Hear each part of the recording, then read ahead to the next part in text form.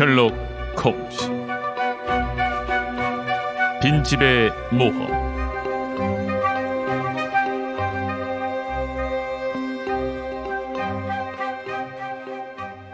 로널드 아데오 도령이 기이하고 이해할 수 없는 방식으로 살해당하여 런던 전역을 들쑤셔놓고 사교계를 충격의 도가니로 몰아넣은 것은 1894년 봄철의 일이었다.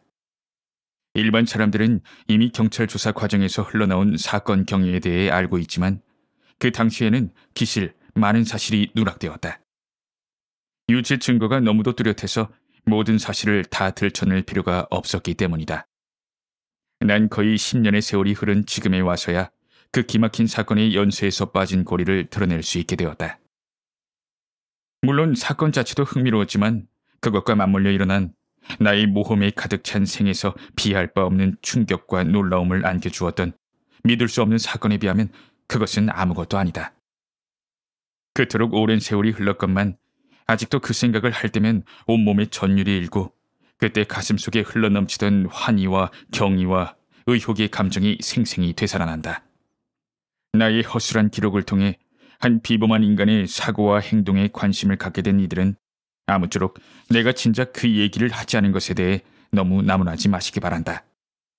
그가 사실을 공개하는 것을 언급하지만 않았어도 난 진실을 밝히는 것을 제1의 의무로 삼았을 것이기 때문이다.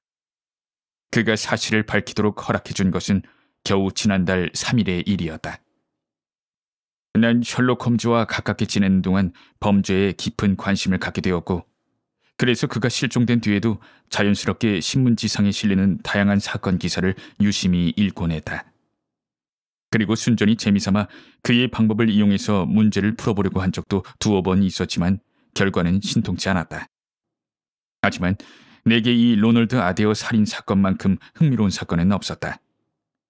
난 법정에 제출된 증거에 대한 기사를 읽으면서 셜록 홈즈의 죽음이 우리 사회에 얼마나 큰 손실이었는지 뼈아프게 느끼지 않을 수 없었다. 홈즈가 살아있다면 이 이상한 사건에 깊은 관심을 보였을 테고 또한 그 유럽 최고의 탐정은 특유의 관찰력과 기민한 정신으로 경찰 수사를 보완했거나 아니면 10중 8구 그것을 앞질렀을 것이다. 난 마차를 타고 왕진을 다니는 동안 온종일 그 사건에 대해 골똘히 생각해 보았으나 그럴듯한 설명을 찾아내진 못했다. 다들 아는 얘기를 되풀이하는 셈인지도 모르겠지만 나는 우선 심리를 통해 공개된 사실을 여기에 간단히 적으려고 한다. 로널드 아데어 도령은 당시 오스트레일리아의 어느 식민지 총독 메이누스 백작의 차남이었다. 아데어의 어머니는 백내장 수술을 받기 위해 아들 로널드와 딸 힐다를 데리고 오스트레일리아에서 귀국하여 파크레인 427번지에 주거를 정했다. 청년은 최상류층의 사교계에 드나들었는데 알려진 바에 따르면 남에게 원한을 산 일도 특별히 나쁜 버릇 같은 것도 없었다. 카스테우스의 에디스 우들리 양과 약혼했다가 몇 달 전 상호 합의로 파혼했지만 그 일 때문에 깊이 상심한 흔적은 없었다. 교제 범위는 넓지 않았는데 그것은 일상생활이 단조로울 뿐 아니라 감정에 휩쓸리지 않는 성격을 지녔기 때문이다. 그런데 1894년 3월 30일 밤 10시에서 11시 20분 사이에 이렇듯 태평스러운 젊은 귀족에게 너무도 기이하고 갑작스럽게 죽음이 찾아온 것이다. 로널드 아데어는 카드를 좋아했다. 자주 카드를 쳤지만 결코 위험할 정도로 큰 도박을 하는 일은 없었다. 청년은 볼드윈, 캐번디시, 바카텔 카드클럽의 회원이었다. 사망 당일엔 저녁 식사 뒤에 바카델 카드클럽에서 두 사람씩 쌍을 이루어하는 휘스트 3판 승부 게임을 했다. 오후에도 그곳에서 카드를 쳤는데 함께 카드 게임을 한 이들인 머레이 씨, 존 하디 준남작, 모론 대령의 증언에 따르면 역시 그때도 휘스트를 했고 비겼다. 아데어는 그날 돈을 잃었지만 5파운드 이상은 아니었다.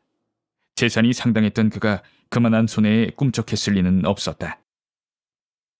그는 거의 매일같이 클럽에 나가 카드 게임을 했지만 조심스러운 성격 덕분에 대개는 돈을 따는 편이었다. 며칠 전엔 모론 대령과 한 팀이 되어 가프리 밀러와 발모를 경짝으로부터 앉은 자리에서 420파운드를 땄다는 증언도 나왔다.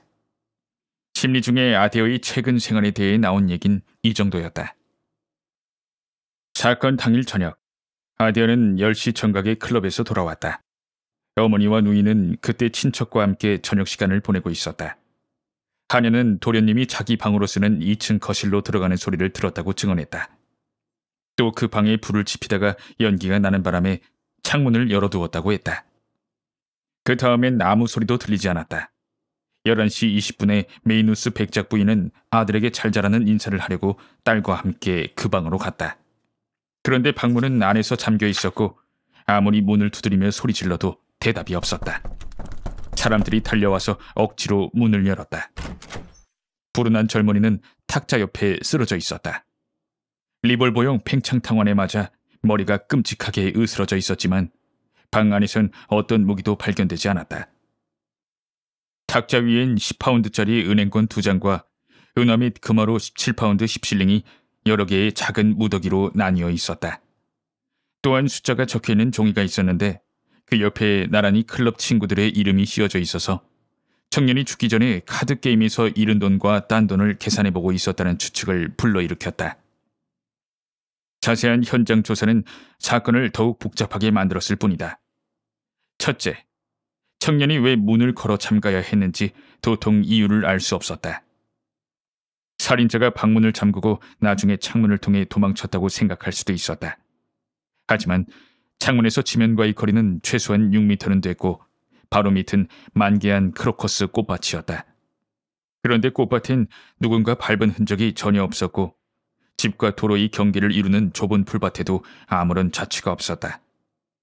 그러니 방문을 잠근 사람은 아데어 자신이었음에 틀림없었다. 그렇다면 그는 대체 어떻게 죽은 것일까? 외부에서 전혀 흔적을 남기지 않고 창문으로 기어 올라가는 것은 불가능했다. 누군가 창문을 통해 총을 쐈다고 생각할 수도 있었지만 창 밖에서 권총으로 그런 치명상을 입혔다면 진짜 명사수였을 것이다. 게다가 집 앞의 도로는 통행량이 많은 길이고 집에서 100m쯤 떨어진 곳엔 합승마차 승차장도 있었다.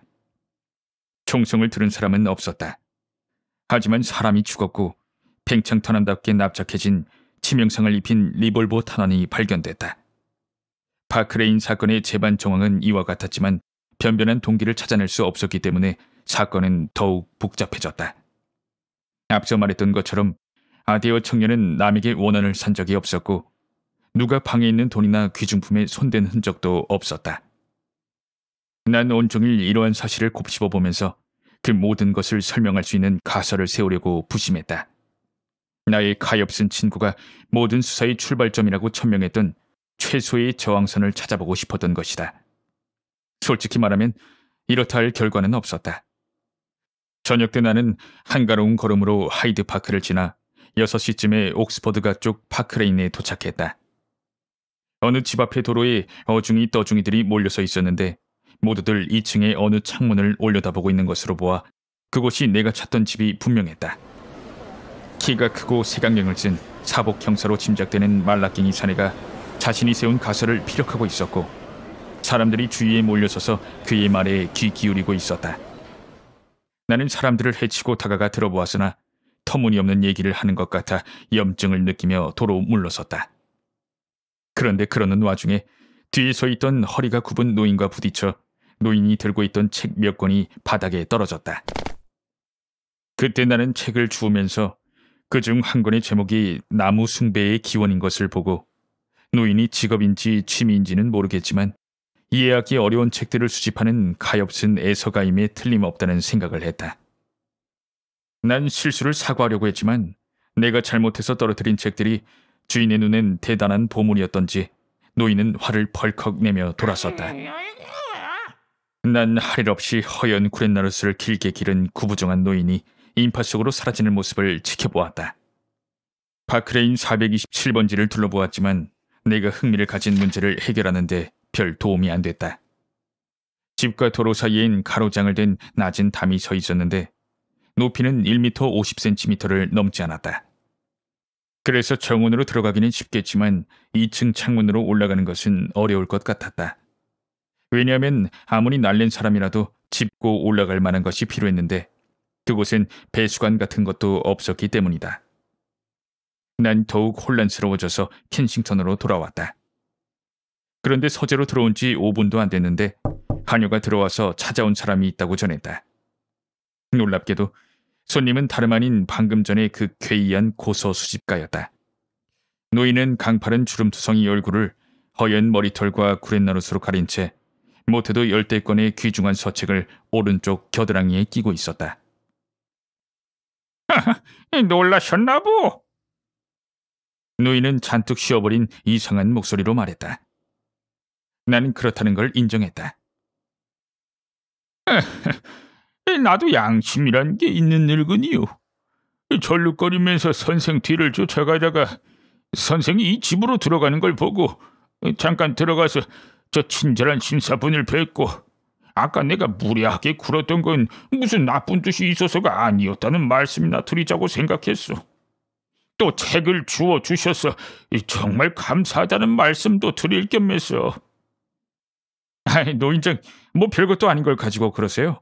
날 어떻게 알게 되는지 물어봐도 될까요? 외람된 말씀이오나 이 늙은이는 선생의 이웃이외다. 내가 처치가 모퉁이에서 작은 책방을 꾸려가고 있으니 말이오. 이렇게 만나게 돼서 얼마나 좋은지 모르겠어. 선생도 책을 좀 모으시는 게 어떻소? 여기 영국의 조류하고 가톨루스 성전이 있는데 허란 값에 몽땅 드리겠소이다. 5곳만 있으면 저 2번째 서가의 빈자리를 채울 수 있을 것 같소만 이 빈 곳이 흉해 보이지 않아요? 어떻소, 선생? 난 고개를 돌리고 등 뒤의 책장을 바라보았다. 그런데 다시 고개를 돌렸을 때 셜록 홈즈가 내 앞에서 싱글벙글 웃고 있는 게 아닌가? 난 벼락 맞은 사람처럼 벌떡 일어나서 그를 멍하니 쳐다보았다. 그리고 내 평생 처음이자 마지막으로 기절했던 것 같다.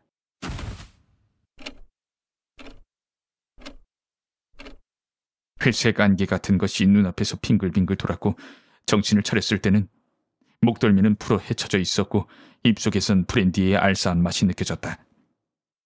홈즈는 잔을 든 채 의자에 앉은 나를 내려다보고 있었다. 그리고 친숙한 목소리가 들렸다. 왓슨, 정말 미안하이. 자네가 이 정도로 놀랄 줄은 꿈에도 몰랐어. 난 그의 두 팔을 움켜잡고 부르짖었다. 홈즈! 정말 자넨가? 자네가 살아있다니! 아니 이게 어찌된 노릇이야?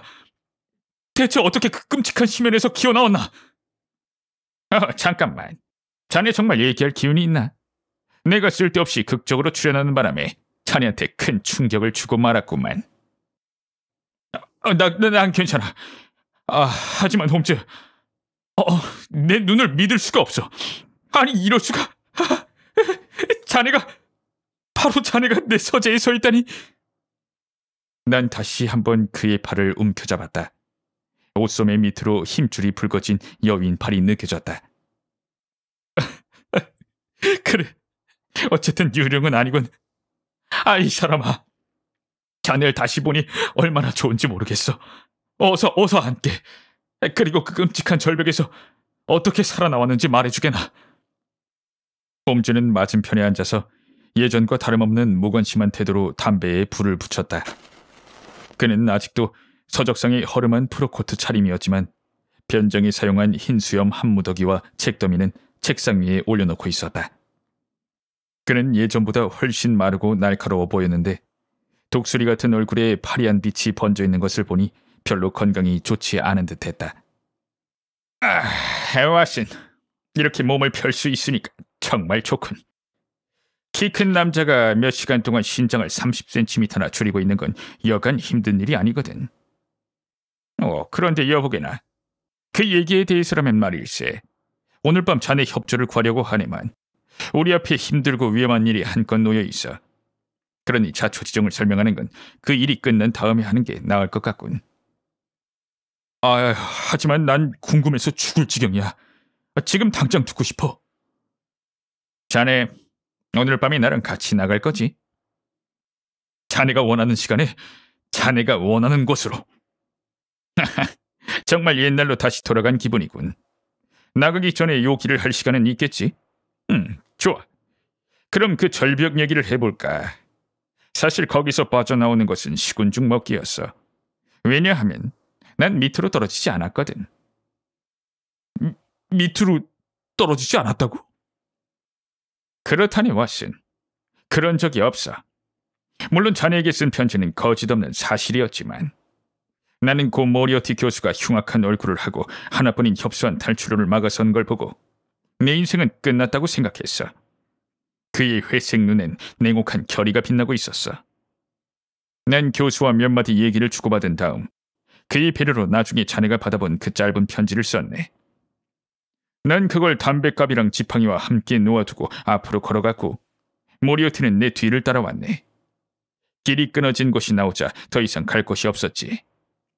모리어티는 무기를 빼들지는 않았지만 나한테 덤벼들더니 긴팔로 나를 끌어안았네.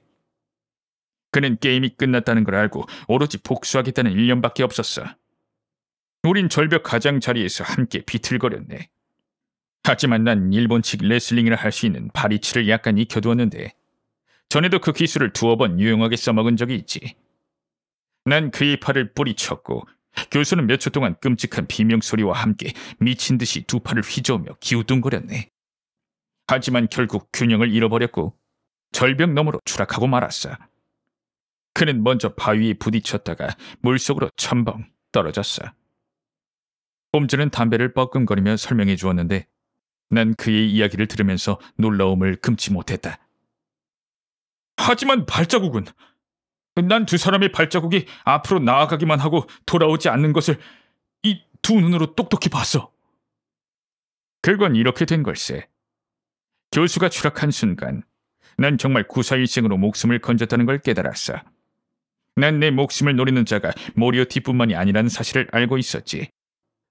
나한테 복수하겠다고 벼르는 자들이 적어도 셋은 됐는데 그들이 우두머리의 죽음을 알게 되면 복수심을 더욱 활활 태울 것이 분명했지. 셋 다 지극히 위험천만한 자들이었다네. 그중 하나만 있어도 나는 앞날을 기약하기가 힘들었어. 그런데 온 세상 사람들이 내가 죽은 줄 알면 그들은 곧 마음 놓고 자신을 노출시킬 터이고 그러면 난 그들을 쉽사리 일망타진할 수 있지 않겠나. 아직 살아있노라고 외치는 건 그 다음에 해도 되는 일이었지. 모리어티 교수가 떨어져 내리는 그 짧은 순간에 수많은 생각이 머릿속을 스쳤고 난 그가 라이엔바흐 폭포의 밑바닥에 가라앉기도 전에 결론을 내렸을 걸세. 난 거기 서서 등 뒤의 벼랑을 살펴보았어. 수개월 뒤에 자네의 생생한 기록을 아주 흥미롭게 읽어보았는데 자넨 그게 깎아지른 듯한 낭떠러지였다고 써놓았더군. 하지만 꼭 그렇지만은 않았어. 작은 발판이 몇 개 돌출해 있었고 중간에 안반이 하나 더 튀어나와 있었지. 낭떠러지는 너무 높아서 맨 위까지 올라가는 게 불가능해 보였지만 축축히 젖어있는 길을 발자국을 남기지 않고 지나가는 것도 가능하지 않았네. 물론 비슷한 상황에서 이미 해봤던 것처럼 신발을 거꾸로 신고 갈 수도 있었지만 세 사람의 발자국이 한 방향으로만 나 있는 것은 의심을 사기에 꼭 알맞았지. 그렇다면 위험하더라도 위로 올라가는 게 최선이었어. 왓슨, 그건 유쾌한 일이 아니었어. 발밑에선 귀를 먹먹하게 하는 물소리가 울리고 있었어. 난 결코 공상가는 아니지만 시면 속에서 모리어티의 비명소리가 올라오는 것 같았지. 발을 한번 잘못 디디는 날엔 그것으로 끝장이었어. 난 불포기를 놓치기도 하고 젖은 바위 틈에서 두어 번 발이 미끄러진 적도 있었는데 그때마다 죽는 줄 알았어. 하지만 길을 쓰고 기어오른 끝에 부드러운 녹색 이끼로 덮인 이 3m 폭의 안반 위로 올라가서 아주 편안하게 누울 수 있었네. 물론 아래쪽에선 나를 볼 수 없었지. 여보게, 자네하고 자네가 데리고 온 사람들이 사건 현장을 형편없이 비효율적인 방식으로 조사하는 동안 난 거기서 팔다리를 쭉 펴고 누워 있었다네. 자네들은 역시 완전히 틀린 결론을 내리더니 마침내 호텔을 향해 떠났고 난 혼자 남았어. 난 모험은 끝났다고 생각했지만 뜻밖의 일이 벌어지는 바람에 아직도 놀라운 일이 끝나지 않았다는 걸 알았네. 머리 위에서 커다란 바위돌이 떨어져 내렸어. 그것은 쌩하고 옆을 스쳐가더니 길 위로 떨어졌다가 다시 절벽 아래로 튕겨나갔네. 처음에 난 그게 사고인 줄 알았지만 잠시 후 눈을 들어보니 어두워가는 하늘을 배경으로 한 사내가 고개를 내밀고 있는 게 보였네. 그러더니 다시 내가 누워있는 바로 그 안반에 돌이 떨어졌지. 돌은 내 머리에서 30cm 떨어진 곳에 맞았네. 물론 그 의미는 명확했어. 모리어티는 혼자 온 게 아니었던 거야. 모리어티가 나를 공격하는 동안 언뜻 보기에도 위험천만해 보이는 한 패가 망을 봐주고 있었던 거지. 그자는 멀리 보이지 않는 곳에 숨어서 우두머리가 죽고 내가 피신한 광경을 지켜보았어. 그자는 절벽 꼭대기로 올라가서 기다리다가 우두머리가 못한 일을 마무리 지으려고 했네. 왓슨, 난 그런 사실을 금세 간파했어.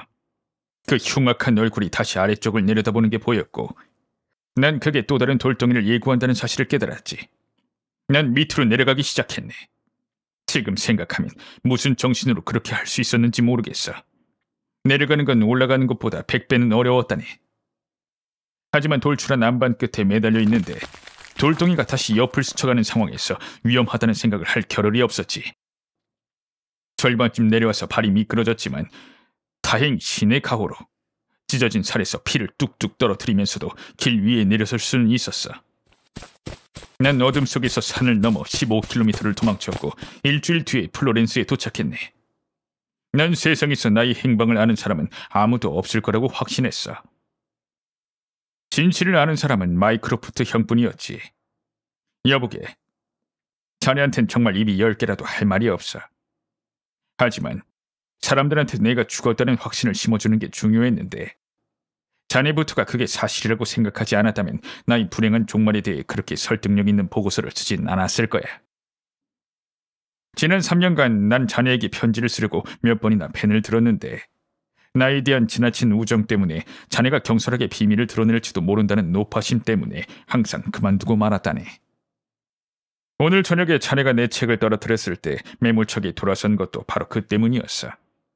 난 그때 위험한 상황에 처해 있었는데 자네가 조금이라도 놀라거나 감정적으로 동요하는 빛을 보였다면 적이 시선을 끌었을 테고 그랬다면 필경 돌이킬 수 없는 통탄스러운 결과가 빚어졌을 걸세. 마이크로프트 형에겐 필요한 경비를 조달하기 위해 사실을 고백할 수밖에 없었어. 런던의 일처리는 내가 희망한 대로 되진 않았네. 왜냐하면 모리어트 일당의 재판에서 가장 위험한 조직원이자 나한테 강한 복수심을 품은 적수가 둘이나 풀려났으니까 말일세. 그래서 나는 2년간 티베트를 떠돌았다네. 티베트의 수도 라사를 찾아서 기분 전환도 하고 법안과 며칠간 같이 지내기도 했어. 혹시 시게르손이라는 노르웨이 사람의 진기한 탐험 이야기를 읽어보았는진 모르겠네만 그게 바로 자네 친구의 근황이라는 것은 꿈에도 몰랐겠지. 난 그 다음에 페르시아를 지나 메카에 잠시 들렀다가 수단의 수도 하르툼의 할리파를 방문했네. 그 다음엔 프랑스로 건너갔고 프랑스 남부 몽펠리에의 어느 연구소에서 몇 달간 골타르의 유도체에 관한 연구를 했어. 그 연구에서 만족스러운 결과를 얻고 나서 이제 런던에 남아있는 적은 하나뿐이라는 사실을 알고 돌아갈 생각을 하던 차에 기이하기 짝이 없는 바크레인 사건에 관한 뉴스를 듣고 귀국 날짜를 앞당겼다네. 사건 자체에 마음이 끌리기도 했지만 나한텐 이것이 개인적으로 다시 없는 기회가 될 것 같았어. 난 당장 런던으로 돌아와서 베이커가에 들렀는데 허드슨 부인은 깜짝 놀라 발작을 일으키다시피 하더군.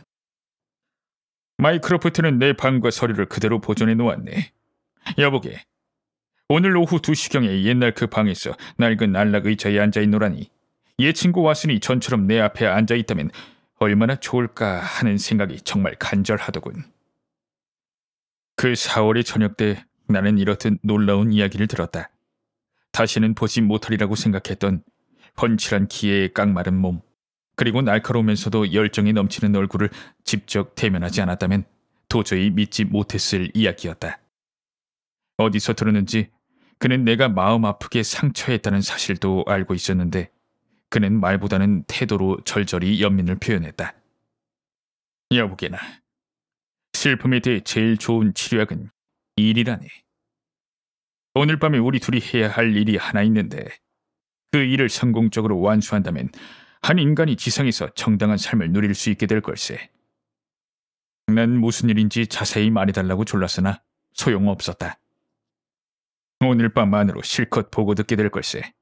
홈즈는 대꾸했다. 우린 지난 3년간 살아온 얘기를 아직 못했네. 9시 반까지 그 얘기를 하다가 빈집의 모험에 나서기로 하세. 정말 옛날로 되돌아간 기분이었다. 그가 말한 시각에 우린 이륜마차에 나란히 앉아 있었는데 내 주머니엔 리볼버가 들어있었고 가슴속엔 짜릿한 긴장감이 넘쳐 흘렀다. 홈즈는 냉정하고 단호하고 말이 없었다. 가로등 불빛이 금욕적인 얼굴을 비추자 얇은 입술을 꼭 다물고 눈살을 찌푸린 채 생각에 잠겨있는 모습이 보였다. 런던이라는 범죄자들의 어두운 정글에서 우리가 어떤 짐승을 쫓고 있는지는 몰랐지만 이 노련한 사냥꾼의 태도를 보면 오늘 밤의 모험이 예사롭지 않으리라는 것은 분명했다. 금욕적이고 침울한 얼굴에 간간히 떠오르는 싸늘한 비웃음은 오늘 밤의 사냥감에게 별로 좋은 징조는 아니었다. 베이커가로 가는 줄 알았는데 홈즈는 캐번디시 광장 모퉁이에서 마차를 세웠다. 그리고 마차에서 내리면서 혹시라도 미행당하지 않았는지 확인하기 위해 날카로운 눈으로 좌우를 살피고 거리 구석구석을 샅샅이 훑어보았다. 그는 이상한 곳으로만 골라서 갔다. 런던의 뒷골목을 환히 꿰고 있는 그는 나 같은 사람은 그런 곳이 있는 줄도 몰랐던 아파트와 마구간 사이의 미로를 젠걸음으로 앞장서서 갔다. 우린 마침내 음침한 고옥들이 줄지어 있는 작은 도로로 나섰는데 이 도로는 맨체스터가를 지나 블랜퍼드가로 이어지는 길이었다. 여기서 그는 잽싸게 어느 비좁은 골목으로 들어서더니 웬 집의 나무 대문을 밀치고 버려진 마당으로 들어서서 열쇠로 그 집 뒷문을 열었다. 집 안으로 들어선 다음 그는 문을 닫았다. 집 안은 칠흑같이 어두웠는데 빈집임에 틀림없었다. 아무것도 깔지 않은 마룻바닥은 발밑에서 삐걱거렸고 손을 내밀자 벽지가 너덜거리는 벽이 만져졌다. 홈즈는 차갑고 여인 손으로 내 손목을 움켜쥐고 긴 홀로 나를 이끌었다. 오래 이르자 현관문 위로 뿌연 부채꼴 채광창이 나 있는 것이 보였다. 여기서 그는 오른쪽으로 방향을 틀었고 우린 커다란 빈 방 안으로 들어섰다. 방구석은 깜깜했지만 중간쯤은 거리에서 흘러 들어온 불빛 덕분에 아주 어둡지는 않았다. 하지만 가로등은 멀찍이 떨어져 있었고 창문은 먼지가 두껍게 내려앉아서 서로의 모습을 간신히 구별할 수 있을 정도였다. 친구는 내 어깨에 손을 올려놓고 귓전에서 소곤거렸다. 여기가 어딘지 알겠나? 베이커가가 분명하지 않나? 나는 흐린 창밖을 주시하며 대답했다. 맞아.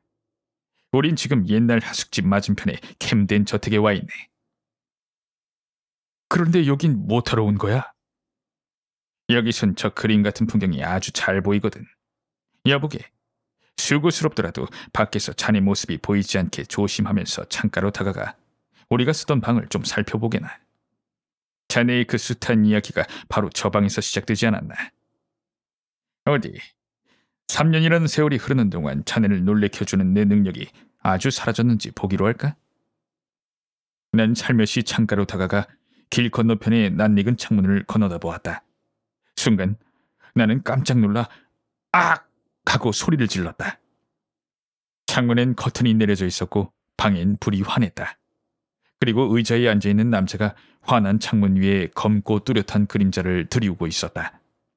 고개의 각도, 각진 어깨, 날카로운 이목구비로 보아 그가 누구인지는 안 봐도 훤했다. 그는 옆모습을 보이고 앉아 있었으므로 창문에 비친 그림자는 우리의 조부모 때 사람들이 그토록 좋아했던 검은 그림자 초상과 비슷해 보였다. 홈즈임에 틀림없었다. 난 너무 놀라서 그가 정말 여기 있는지 확인하려고 등 뒤를 더듬었다. 홈즈는 소리 없이 몸을 떨며 웃고 있었다. 어떤가? 맙소사, 정말 믿어지지 않는 일인데. 난 소리쳤다. 나의 샘솟는 아이디어는 세월에 녹쓰는 법도 관습에 젖어 진부해지는 법도 없다니.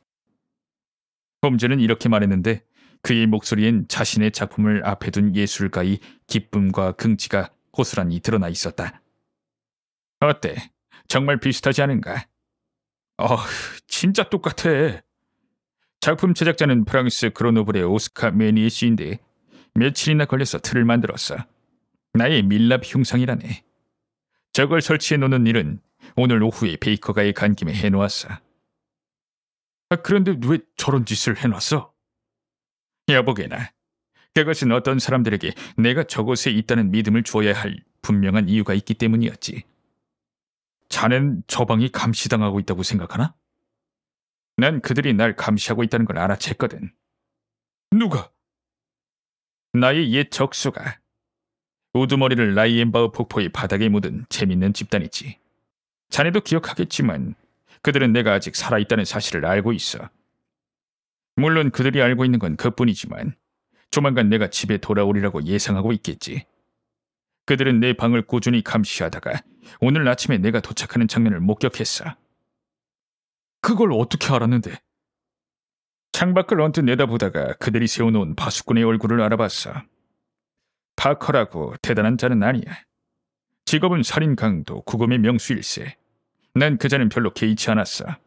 하지만 그 배후에 있는 훨씬 악랄한 인물에 대해서는 크게 신경이 쓰였거든. 그 자는 모리어티의 신복인데 절벽 위에서 나한테 바위돌을 집어던진 바로 그 자라네. 런던에서 가장 교활하고 위험한 범죄자이지. 왓슨? 그는 오늘 밤에 나를 쫓고 있지만 정작 자신이 우리에게 쫓기고 있다는 사실은 까맣게 모르고 있을 거야. 내 친구의 계획이 점점 뚜렷이 이해되기 시작했다. 우린 이 편리한 은신처에서 감시자들을 감시하고 미행자들을 미행하는 것이다. 저쪽 창문에 비친 수척한 그림자는 미끼였고 우린 사냥꾼이었다. 우린 어둠 속에 서서 행인들이 부산하게 거리를 오가는 모습을 말없이 지켜보았다. 홈즈는 미동도 하지 않고 서 있었다. 하지만 난 그가 신경을 잔뜩 곤두세우고 오가는 사람들을 유심히 바라보고 있다는 걸 알 수 있었다. 을씨년스럽고 어수선한 밤이었다. 휑한 거리로 바람이 휘몰아쳤다. 숱한 사람들이 오고 갔는데 대부분 스카프를 목에 두른 채 옷깃을 꼭꼭 여미고 있었다. 한두 번 아는 사람이 지나간 것 같기도 했지만 거리 위쪽으로 좀 떨어진 곳의 어느 집 현관에서 바람을 피하고 있는 듯한 두 사내가 유난히 눈에 띄었다. 난 그 사람들 쪽으로 친구의 시선을 끌려고 했지만 홈즈는 초조하게 작은 외마디 소리를 지르고 거리에서 눈을 떼지 않았다. 그는 두어 번 발을 동동거리고 손가락으로 벽을 톡톡 치기도 했다. 점점 불안해하는 걸 보니 계획대로 일이 잘 풀리지 않는 게 분명했다. 마침내 자정이 되어 거리에 인적이 드물어지자 그는 초조한 기색을 숨기지 못하고 방 안을 오락가락했다. 난 그에게 무슨 말인가를 건네려고 하다가 건너편에 불 켜진 창문에 시선이 닿았을 때 아까 못지않게 깜짝 놀랐다. 난 홈즈의 팔을 잡고 그쪽을 손가락질했다. 그림자가 움직였어! 나는 외쳤다.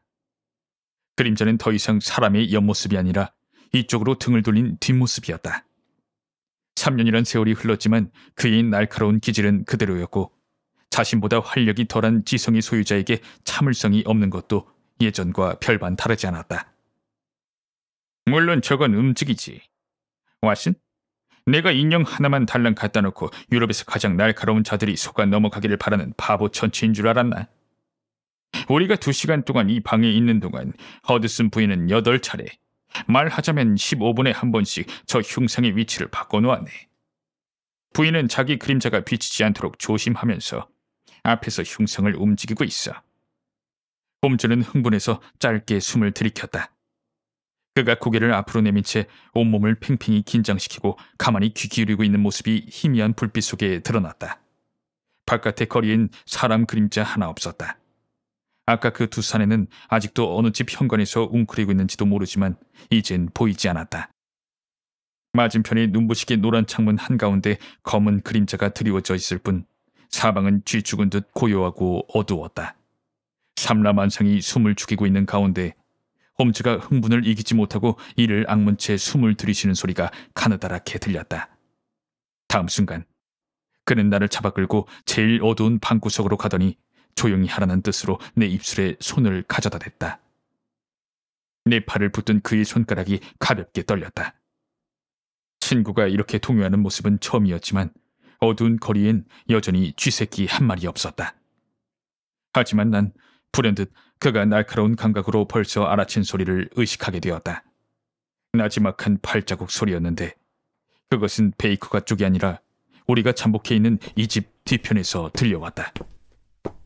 문 여닫는 소리, 뒤이어 조심스럽게 복도를 내려오는 발소리, 침입자는 소리를 안 내려고 무진장 조심하는 듯했으나 발소리는 빈집에서 텅텅 울렸다.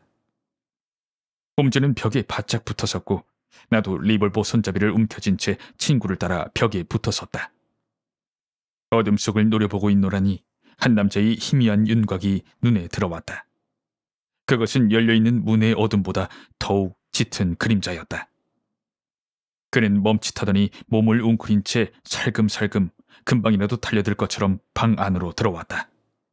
이 불길한 그림자는 우리가 서 있는 곳에서 3미터 거리까지 왔고 나는 그가 덤벼들면 맞서 싸울 태세를 갖췄지만 이 네크는 우리가 여기 있는 것을 전혀 모른다는 사실을 깨달았다. 그는 우리가 서 있는 곳 바로 앞을 지나 살그머니 창가로 다가가더니 조심조심 소리 안 나게 창문을 15cm가량 들어 올렸다. 사내가 열어놓은 창문 틈에 얼굴을 가져다 댔을 때 더 이상 먼지 낀 창문을 통하지 않은 거리의 불빛이 그의 얼굴을 직접 비췄다. 사내는 흥분해서 제정신이 아닌 듯했다. 두 눈은 별처럼 번쩍거렸고 얼굴은 경련을 일으키고 있었다. 나이는 지긋해 보였는데 살집이 없는 코는 툭 튀어나왔고 머리는 벗겨지고 반백이 된 콧수염을 길게 기르고 있었다. 오페라 헬트는 뒤로 제꼈었는데 단추를 풀어헤친 외투 속으로 예복 셔츠의 앞자락이 어슴풀에 빛났다. 거무튀튀한 깡마른 얼굴엔 굵은 주름이 잡혀 있었다. 손엔 막대기 같은 걸 들고 있었는데 그것을 바닥에 내려놓자 절그럭하는 금속성의 소리가 났다. 사내는 그 다음에 외투 주머니에서 부피가 큰 물건을 꺼냈는데 부지런히 손을 놀리자 용수철이나 볼트가 제자리로 들어갈 때와 같은 철컥 소리가 날카롭게 울렸다. 그는 여전히 바닥에 무릎을 꿇은 채 고개를 숙이고 안간힘을 다해 무슨 레버 같은 걸 잡아당겼는데 그러자 공기가 소용돌이 치는 듯 뭔가를 가는 듯한 소리가 한참 들리더니 마지막으로 철컥 소리가 다시 한번 크게 울렸다. 그 다음에 그는 몸을 일으켰다. 사내가 들고 있는 것은 이상하게 흉측한 개머리가 달린 총이었다. 그는 총미를 열고 그 속에 뭔가를 집어넣더니 잠금 장치를 닫았다. 그 다음엔 바닥에 쪼그리고 앉아서 열어놓은 창문 선반에 총신을 올려놓았다. 사내의 긴 콧수염은 개머리판에 닿았고 번쩍거리는 눈은 가늠새를 노려보고 있었다. 사내는 개머리를 어깨에 올려놓고 가늠새 끝에 선명하게 들어오는 굉장한 목표물, 즉 노란 바탕에 떨어져 있는 검은 그림자를 바라보며 흡족한 듯 한숨을 토해냈다. 일순간은 숨을 죽이고 꼼짝도 하지 않고 있다가 마침내 방아쇠를 당겼다. 총알은 유난히 크고 이상한 소리를 내며 날아갔는데 뒤이어 유리창 깨지는 소리가 와장창하고 선명하게 들렸다. 바로 그 순간 저격수의 등 뒤에 서 있던 홈즈가 비호같이 그에게 달려들었다. 사내는 바닥에 깔렸지만 다시 벌떡 일어나서 사력을 다해 홈즈의 목덜미를 움켜잡았다. 하지만 내가 휘두른 리볼버의 개머리에 머리를 맞고 다시 그 자리에 쓰러졌다. 난 사내를 타고 눌렀고 그 사이에 동지는 날카롭게 호각을 불었다. 여럿이 거리를 달려오는 소리가 나더니 정복경관 둘과 사복경사 하나가 현관문을 밀치고 방으로 뛰어들어왔다. 레스트레이드, 당신이요? 홈즈가 말했다. 아이, 그렇소, 홈즈 선생. 내가 직접 나섰소이다. 런던에서 다시 만나게 돼서 정말 반갑소. 당신한텐 비공식적인 도움이 좀 필요한 것 같더군요. 경찰 모르게 저질러진 살인사건이 1년 새 3건이라니. 그래서는 안 되죠. 하지만 레스트레이드, 몰래시 사건은 평소하고 영 다르게 처리하셨더군. 내 말은 그 사건은 꽤 잘 처리했다는 거예요. 우린 모두 일어나 있었고 건장한 경관 둘이 양쪽에서 거친 숨을 몰아쉬는 포로의 발을 끼고 있었다. 거리엔 벌써 할 일 없는 사람들 서너씩 모여들고 있었다. 홈즈는 창가로 다가가 창문을 닫고 커튼을 내렸다. 레스트레이드 경감은 촛불 2개에 불을 붙였고 경관들은 등잔 덮개를 벗겼다. 난 이제야 포로의 얼굴을 자세히 볼 수 있었다. 정말 사내답기 그지없게 생겼지만 아기가 깃들인 얼굴이 불빛에 드러났다. 철학자의 이마에 호색한의 턱을 가진 그는 선과 악, 그 어느 쪽으로든 뛰어난 소질이 있어 보인다. 하지만 개슴츠레하게 냉수적으로 내리덮인 눈꺼풀과 그 밑에 잔인한 푸른 눈, 흉포하고 사나운 코, 굵은 이랑이 팬 험상궂은 이마를 본 사람들은 자연히 그의 얼굴에 뚜렷이 새겨놓은 위험 신호를 읽어낼 수 있었다. 그는 다른 사람에겐 전혀 관심이 없었고 증오와 경악이 반씩 섞인 표정으로 홈즈의 얼굴만을 뚫어지게 바라보았다. 낙지 같은 놈, 그는 쉬지 않고 중얼거렸다.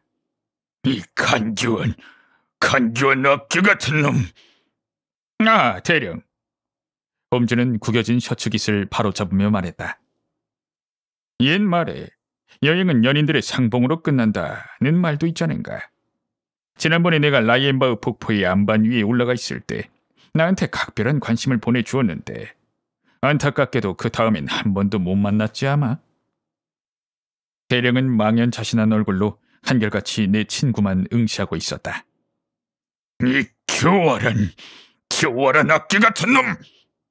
그가 할 수 있는 말은 이것이 전부였다. 아직 소개를 안 드렸군. 홈즈는 말했다.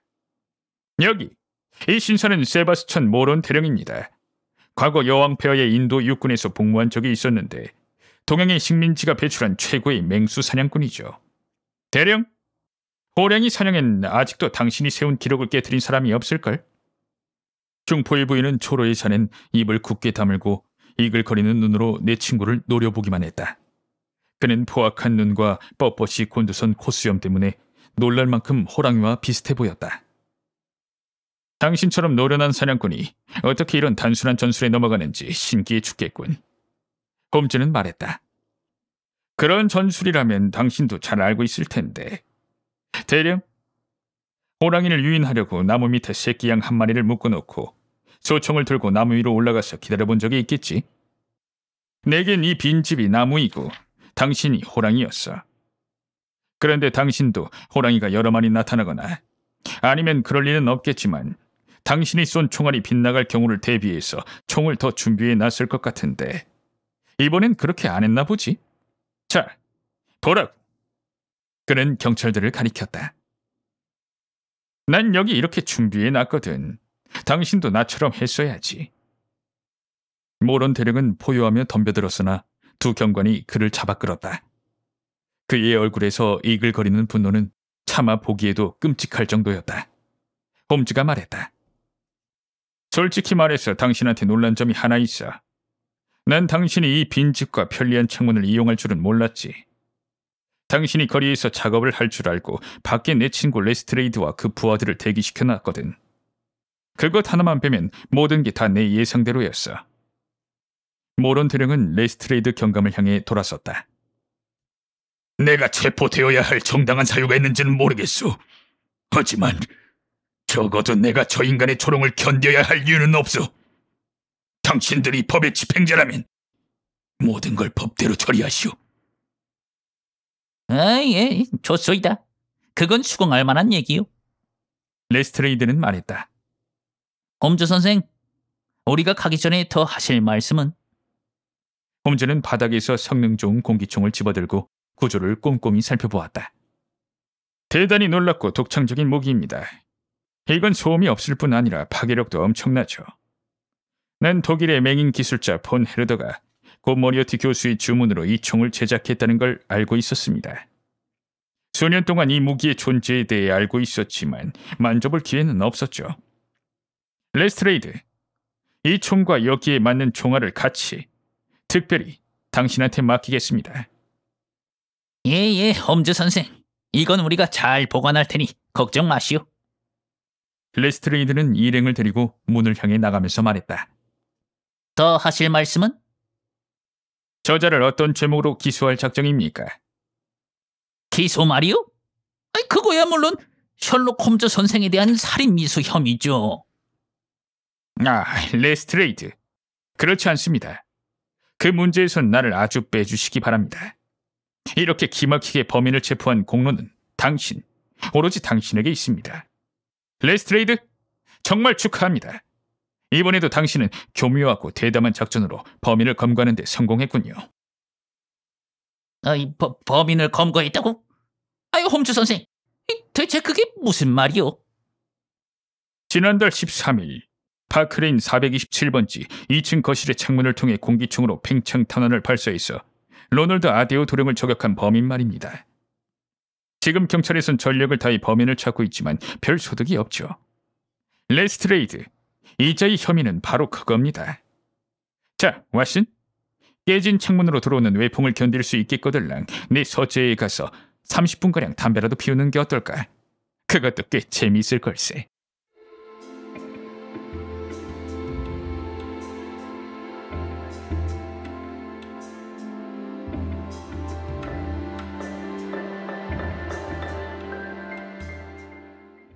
우리가 예전에 쓰던 방은 마이크로프트 홈즈의 감독과 허드슨 부인의 정성으로 모든 게 그대로였다. 방에 들어섰을 때 방 안이 유난히 깨끗해 보이긴 했지만 옛날에 쓰던 물건은 모두 제자리에 있었다. 구석엔 화학 실험 기구들이 놓여 있었고 산에 변색된 전나무 탁자도 그대로였다. 선반엔 적지 않은 수의 런던 시민들이 없애버리고 싶어 안달할 무시무시한 스크랩북과 참고 서적들이 나란히 꽂혀 있었다.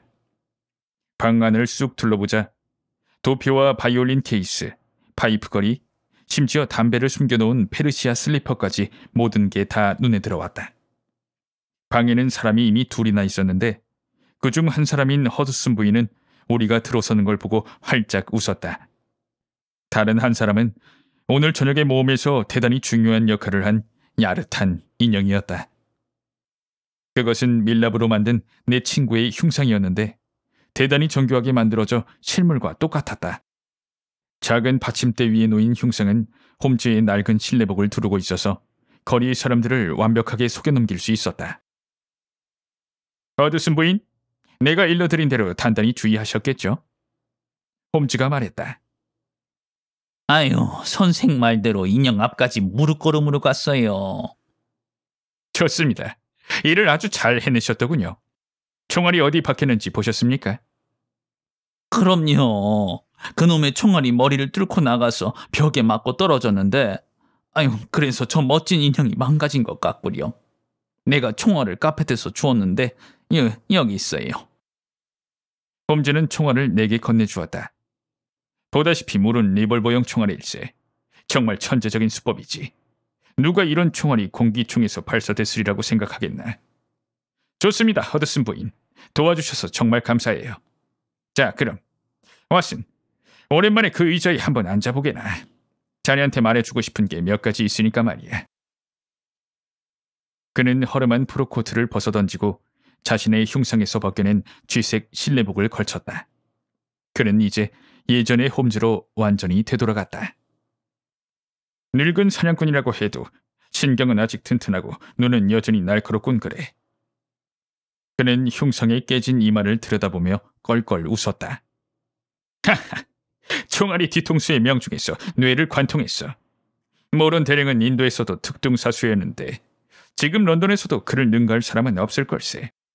그에 대해 들어본 적이 있나? 아니, 없는데? 그래. 명성이란 게 다 그런 거지.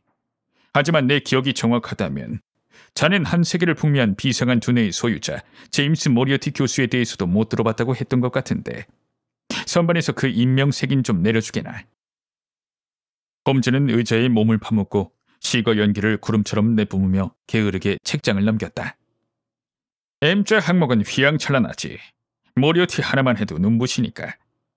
이건 독설자 모건, 그 다음엔 지독한 추억을 남긴 메리 듀, 그리고 체링 크로스의 대합실에서 내 왼쪽 송곳니를 부러뜨린 매튜, 그리고 마지막으로 아까 그 친구가 여기 있군.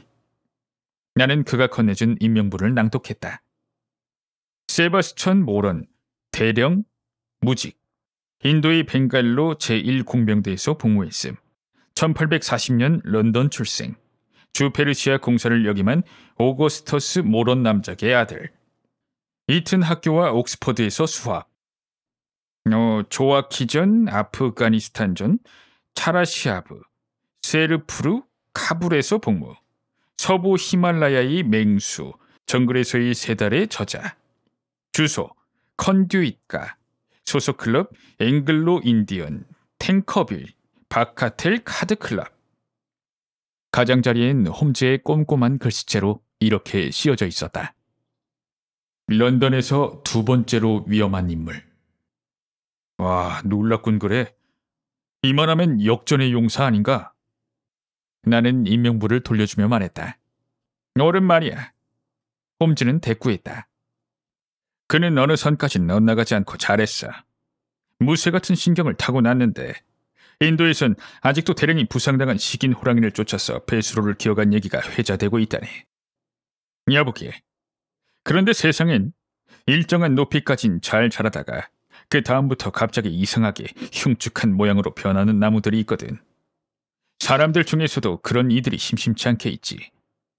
내가 보기에 개인은 윗세대의 모든 특징을 자신의 발달 과정에서 드러내게 되는 것 같아.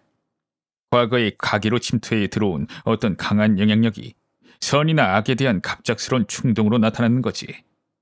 그래서 한 개인은 자신의 가족 사이 죽도가 되는 것일세. 그건 다분히 공상적인 얘기로군. 글쎄, 내 의견을 고집할 생각은 없네. 하지만 이유야 어쨌든 모론 대령은 악이 길로 들어섰어. 그리고 무슨 스캔들이 있었던 것도 아닌데 인도에서 더 이상 배견하지 못하게 됐어. 그래서 제대하고 런던으로 돌아와 다시 악명을 떨쳤네. 모리어티 교수에게 발탁된 것이 이 무렵이었는데 대령은 상당 기간 동안 모리어티의 오른팔 노릇을 했어.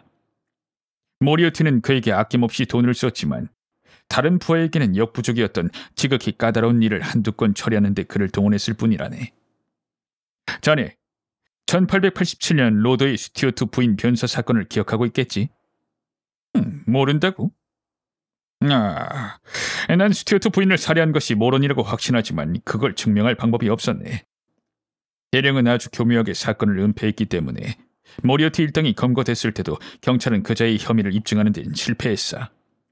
자네도 그 무렵에 내가 자네 집을 찾아가서 공기중이 걱정된다고 덧문을 닫았던 일 기억하지? 틀림없이 자넨 내가 상상력이 지나치다고 생각했을 거야. 하지만 내가 그런 행동을 한 데엔 지극히 현실적인 이유가 있었네. 난 그 놀라운 총의 존재를 알고 있었고 또 그 뒤에 세계 최고의 명사수가 있으리라는 것도 알고 있었다네. 우리가 스위스에 갔을 때 대령은 모리어티와 함께 우리를 따라왔는데 라이엔바흐 절벽에서 내게 공포의 5분을 선사한 것은 바로 그자였어. 당연히 난 프랑스에 체류하는 동안 그자를 감옥에 쳐넣을 기회를 찾을 생각으로 신문을 꼼꼼히 읽어보았네. 그자가 런던에서 자유롭게 활보하는 한 내 목숨은 바람 앞에 등불과 같은 것이었지. 내겐 밤낮으로 미행이 붙어 다녔을 테고 그는 금방 기회를 잡았을 걸세. 어떻게 할까? 난 그자를 보자마자 쏠 수는 없었어. 그랬다간 도리어 내가 피고인석에 서게 될 테니까. 하급 법원에 호소해봤자 소용없는 짓이었지. 내 얘긴 지나친 의심 때문에 나온 말로 들렸을 테고 법원에서 그런 얘기를 근거로 개입할 수는 없었을 걸세. 그래서 나는 가만히 있었네. 하지만 조만간 기회가 오리라고 생각하고 사건 소식을 주시했지. 그런데 로널드 아데어가 살해당했다는 소식이 날아온 걸세. 마침내 기회가 온 거야. 내가 아는 게 있는데 그게 당연히 모론 대령 짓임을 몰랐겠나. 대령은 청년과 같이 카드를 치고 클럽에서 그의 집까지 뒤를 밟았을 거야. 그리고 열린 창문을 통해 아데어를 쐈겠지. 그것은 틀림없었네. 그렇다면 총알만으로도 그자를 교수대로 보내기에 충분한 증거가 될 수 있었네. 나는 당장 귀국했어. 그런데 이 앞을 지키던 녀석한테 들켰고 녀석은 당장 대령에게 내가 나타났다고 보고했겠지.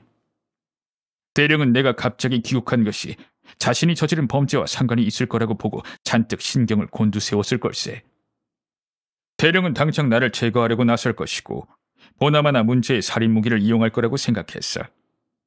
그래서 난 창가에 멋진 표적을 세워놓고 경찰에 지원 요청을 했어. 가만. 그런데 자넨 경찰이 현관에 잠복하고 있는 걸 놀랍도록 정확하게 알아채더군. 사실 난 관찰하기에 가장 좋을 듯한 자리를 골라 잡았지만 그자가 바로 그곳을 공격 지점으로 택할 줄은 꿈에도 몰랐네. 여보게, 더 알고 싶은 것이 있나? 자넨 모론 대령이 로널드 아디오 도령을 살해한 동기를 밝혀내진 못한 거지? 아하, 왓슨. 그 부분은 가장 논리적인 정신도 실수를 범할 수 있는 추측의 영역에 속한다네. 누구라도 현재의 증거를 토대로 가설을 세울 수 있고 또 자네 생각도 내 생각 못지않게 정확할 수 있지. 아, 그럼 자넨 가설을 세운 건가? 사실을 설명하는 건 어렵지 않다고 보네. 모론 대령과 아데어 청년이 그동안 상당한 금액의 돈을 땄다는 증언이 나왔어. 그런데 모론은 보나마나 속임수를 썼을 거야. 난 그것에 대해서는 오래전부터 알고 있었지. 아마 아데어는 바로 그날 모론이 속임수를 쓴다는 사실을 눈치챘을 거야. 그러자 모론을 따로 불러내서 그 얘기를 했을 테지. 대령에게 자진해서 클럽을 탈퇴하고 앞으로 카드를 하지 않기로 약속하지 않으면 사실을 밝히겠다고 했겠지. 아데어같이 새파랗게 젊은 청년이 자기보다 연배가 훨씬 높은 명사의 비리를 당장 폭로해서 사회적으로 큰 무리를 일으키려고 하진 않았을 거야. 10중 8구 내가 말한 대로 행동했을 걸세. 하지만 부정한 돈으로 생활하는 모론에게 클럽을 탈퇴한다는 건 파멸을 의미했을 걸세. 그래서 아데어를 살해한 거야. 그때 청년은 같은 편의 부정행위로 이득을 챙길 수 없었기 때문에 상대편에게 돈을 얼마나 돌려줘야 하는지 계산하고 있었네. 그런데 숙녀들이 불쑥 들어왔다가 이름 옆에 동전을 쌓아놓은 걸 보면 그게 뭔지 물어볼까봐 방문을 잠갔겠지. 어때? 그럴듯한가? 틀림없이 자네가 말한 그대로일 걸세. 내 말이 옳은지 그른지는 법정에서 증명되겠지. 그런데 어찌됐든 모론 대령은 더 이상 우리를 괴롭힐 수 없게 됐어.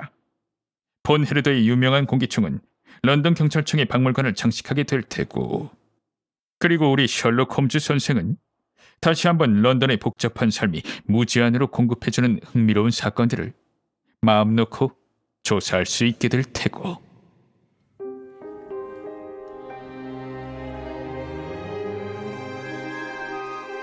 셜록 홈즈 빈집의 모험. 오늘 밤 책 한 잔.